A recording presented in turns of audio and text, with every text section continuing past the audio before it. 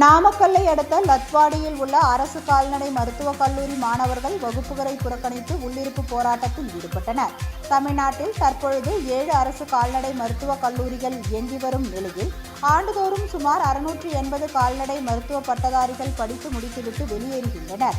இந்நிலையில் 20வது கால்நடை கணக்கெடுப்பின்படி மாநிலத்தில் 2.45 கோடி கால்நடைகள் உள்ளன.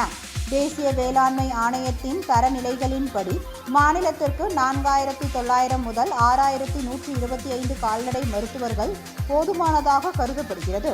ஆனால் தற்பொழுது தமிழ்நாடு மாநில கால்நடை மருத்துவ கவுன்சிலில் 8528 கால்நடை மருத்துவர்கள் பதிவு செய்துள்ளனர். கணக்கீட்டின்படி 2036ஆம் ஆண்டுக்குள் அரசு துறையில் சுமார் 500 பணியிடங்களே காலியாகும் நிலையில் தொடர்ந்து அதிகமான பட்டதாரிகள் வெளியேறுவதால் அந்த நேரத்தில் 10,000 கால்நடை மருத்துவர்களுக்கு வேலைவாய்ப்பு கிடைக்காத சூழல் உள்ளது. இந்நிலையில் தனியார் கால்நடை மருத்துவக் கல்லூரிகளுக்கு அரசு அனுமதி வழங்க உள்ளதாக தகவல் வெளியாகியுள்ளது.